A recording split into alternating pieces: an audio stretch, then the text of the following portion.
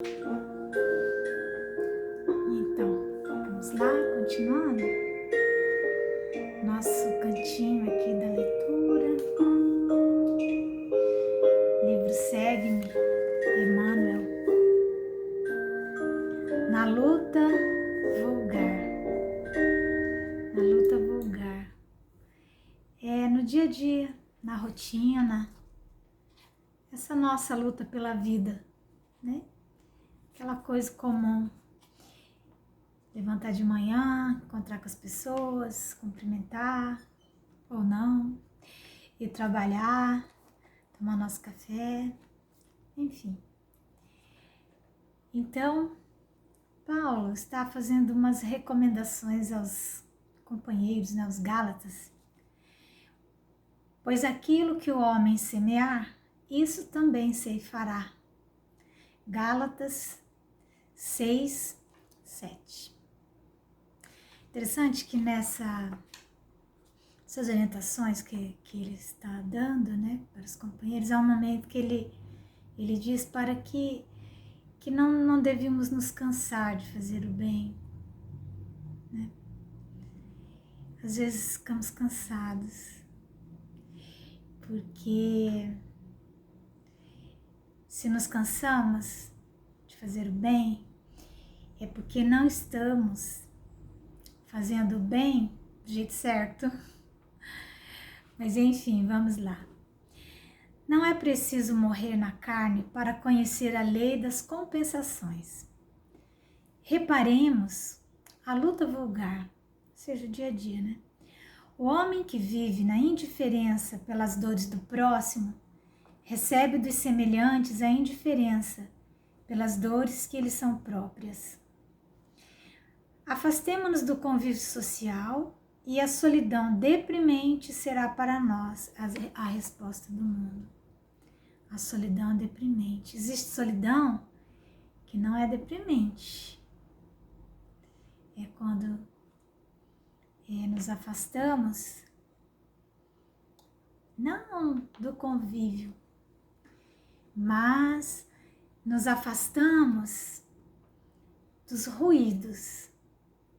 Preferimos o estado de solitude, consolados com a presença de Jesus, do nosso Mestre. Mas a solidão é deprimente quando nos afastamos do convívio por egoísmo, não é? Para não sermos incomodados, para não vermos a dor do outro, não é isso? Se usamos severidade para com os outros, seremos julgados pelos outros com rigor e aspereza. Se praticamos em sociedade ou em família a hostilidade e a aversão, entre parentes e vizinhos encontraremos a antipatia e a desconfiança. Se insultamos nossa tarefa com a preguiça, nossa tarefa é relegar-nos-á a inaptidão. Um gesto de carinho para com o desconhecido na via pública, granjear-nos-á o concurso fraterno dos grupos anônimos que nos cercam. Pequeninas sementeiras de bondade geram abençoadas fontes de alegria. O trabalho bem vivido produz o tesouro da competência. Atitudes de compreensão e gentileza estabelecem solidariedade e respeito junto a nós. Otimismo e esperança, nobreza de caráter e puras intenções atraem preciosas oportunidades de serviço em nosso favor. Todo dia é tempo de semear e todo dia é tempo de colher. Não é preciso atravessar a sombra do túmulo para encontrar a justiça face a face. Nos princípios de causa e efeito, achamos-nos incessantemente sob a orientação dela em todos os instantes da nossa vida. Então, é a maneira pela qual escolhemos levar a nossa rotina, a nossa maneira de nos relacionarmos com o meio, com as pessoas, de nos colocarmos numa posição proativa ou reativa diante das circunstâncias. Então são escolhas que fazemos a partir do momento em que vamos tendo consciência mais lúcida do nosso papel. Então nós vimos na semana anterior o despertar de Paulo, quando ele pergunta: que farei? Então, quando fazemos a nossa escolha pela religiosidade, pelo trabalho com Jesus, precisamos entender que a nossa rotina é uma semeadura constante nas nossas formas de interpelarmos o nosso companheiro, o tom da nossa voz, a maneira como nos portamos diante de um suposto escândalo de família, de algum companheiro. Então essas pequeninas atitudes, posturas, vão criando em nós um centro de convergência, de um magnetismo criador e não dispersador. Nós vamos congregando para criar e não para desconstruir. Mas isso é uma escolha que vamos fazendo.